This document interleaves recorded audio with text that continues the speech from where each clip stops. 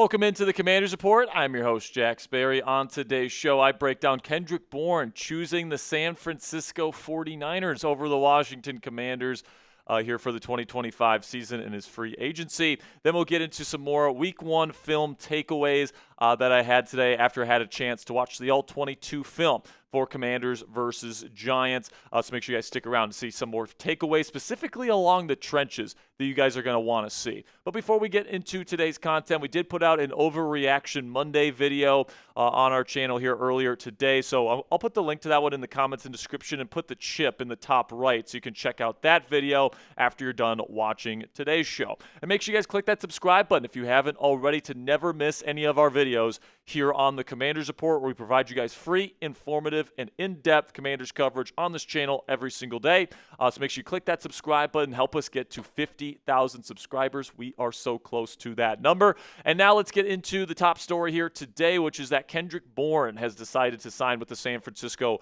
49ers over the Washington Commanders. He was making his decision between, obviously, San Francisco and Washington. He decided not to sign during Week 1. Opting to sign in Week 2, and, for probably a bevy of reasons. The Commanders are playing on a short week, probably doesn't want to play on a short week. Also, the fact that San Francisco is dealing with a ton of injuries right now. This makes a lot of sense for Kendrick Bourne. He loves it there in San Francisco. Kyle Shanahan and that staff love him there in San Francisco. This just makes a whole lot of sense for team and for player. Also, Bourne is probably going to play quite a bit, really right away. He knows that offense. He knows the terminology. Obviously, he might have to relearn some of the stuff in that playbook there once he gets there, but he gets an opportunity to be a legitimate starting piece there while Brandon Ayuk gets better, while Jordan Watson gets better, while Javon Jennings is now dealing with a shoulder injury, now that George Kittle is dealing with a hamstring injury. There's a lot of opportunities right now in that San Francisco offense. Bourne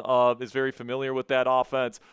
Also, if he came to the Commanders, he would have to learn a new offense here. He's never played in a Cliff Kingsbury kind of air raid inspired offense. It'd be new terminology, a new quarterback that he's never played with, and obviously he's never played with Brock Purdy, but it's a lot more familiarity and opportunity there in San Francisco, so I can't say I'm surprised whatsoever with Kendrick Bourne making this decision. But obviously the Commanders wanted him, so it would have been nice to have him as some nice wide receiver depth. But the question now is Washington still in the market for a backup wide receiver? I think that is certainly a possibility. Some options that still exist on the free agent market is Odell Beckham Jr., Nelson Agholor, Tyler Boyd, Jamison Crowder, and DJ Chark are some of the bigger names that fans would probably know that are out there. And on the free agency market, I will say this, though, guys. I necessarily think the Commanders need to go out and make a move. I'm probably good with what the Commanders have. Now, for a guy like Kendrick Bourne, that Adam Peters knows pretty intimately there in terms of his work ethic, what he brings to the table,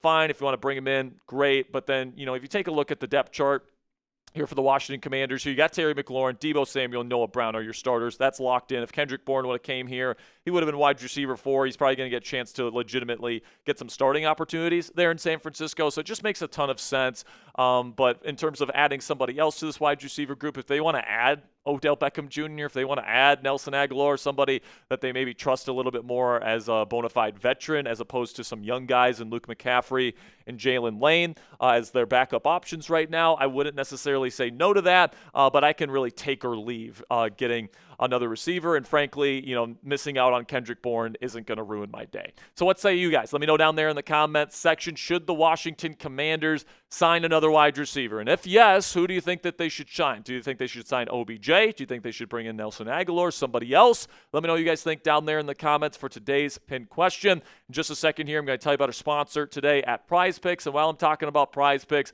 let me know if you think the Commanders should make another move at wide receiver. With that said, word from our sponsor today at PrizePicks. And you and I both make decisions every single day. But on PrizePicks, your decisions on the PrizePicks app, which you can download for free on your phone right now, by the way, can actually get you paid. That is, if you know ball. Don't miss any of the excitement this season on PrizePicks, where it's good to be right. Football season is finally here, and you better believe I'm going to be getting my PrizePicks lineups in all season long. PrizePicks is simple to play. You just pick more than or less than on 2 to 6 player stat projections, and if you get your picks right, you could cash in. PrizePicks also puts their users first, so all withdrawals are fast, safe, and secure. PrizePicks also offers Venmo, Apple Pay, MasterCard, and more for quick and easy deposits into your account this football season. A new feature from PrizePicks that I absolutely love is injury reboots. If one of your players leaves the game in the first half and doesn't return, PrizePicks will not count it as a loss. For tonight's Monday Night Football action, my active PrizePicks lineup tonight, I got the less on Caleb Williams. Passing yards, I took the anytime touchdown there, passing touchdown, I should say, on J.J. McCarthy, and then I took the touchdown on Justin Jefferson with Jalen Johnson out of the lineup today for the Bears. So download the app today. Use code CLNS to get $50 in lineups after you play your first $5 lineup on the PrizePicks app today. That's code CLNS to get $50 in lineups after you play your first $5 lineup. PrizePicks, it's good to be right. All right, so we'll finish up today's coverage here on the Commander's Report with some film takeaways. Today I was able to boot up some of the All-22 film for the Washington Commanders in their Week 2 victory over the New York Giants, and I came away with some takeaways that I want to share with you guys based on the film study. Number one, Marshon, Lattimore, and Trey Amos, the two outside cornerbacks, the starters here in Washington, look legit. All right, Marshon looks like he is back to full speed, kind of what we're used to seeing from him.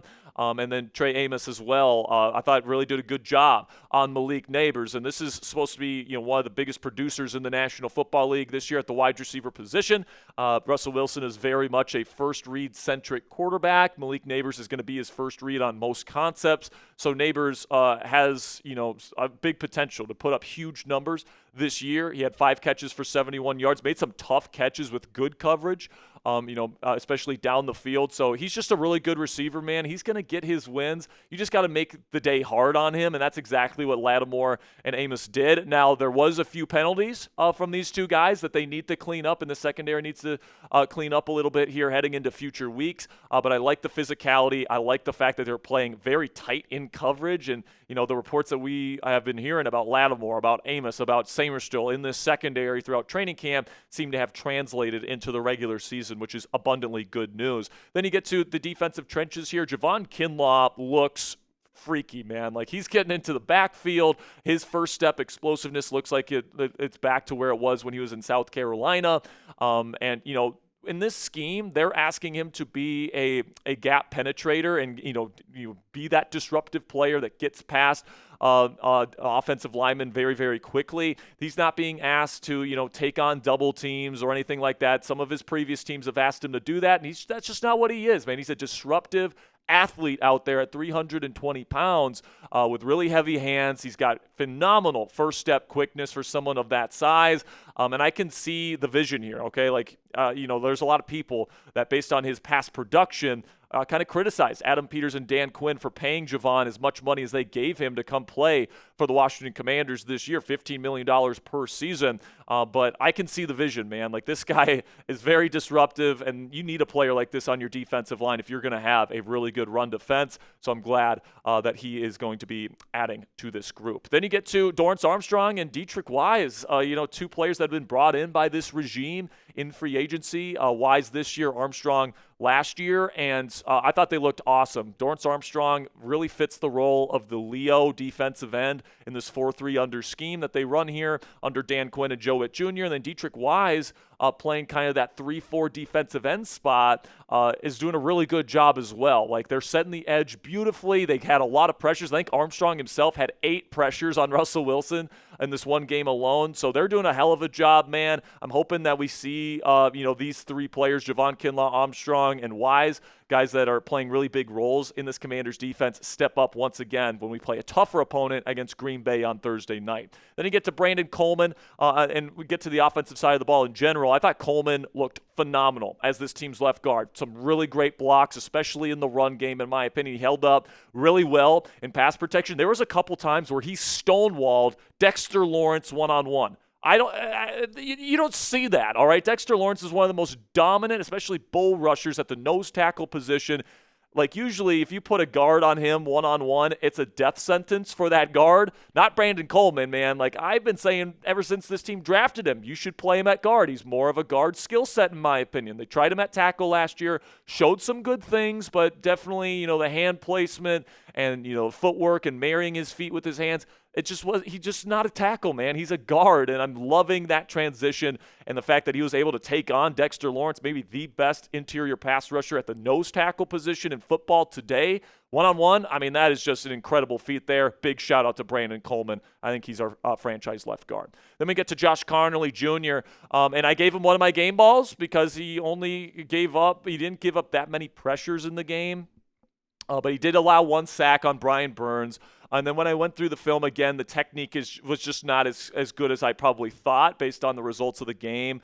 I thought that he had some poor technique at times, and he is still very much getting used to playing right tackle at the NFL level. Now, I expect that to continue to grow as the season goes on, and I am not saying that he played terribly, all right? He was going up against some really tough dudes. Brian Burns is one of the best speed rushers in the league with one of the best first steps out of any edge rusher in the game. All right, to go up against that guy, your first matchup, very tough matchup. You had Abdul Carter, who's also extremely explosive, Kayvon Thibodeau, who's a former top 10 pick as well.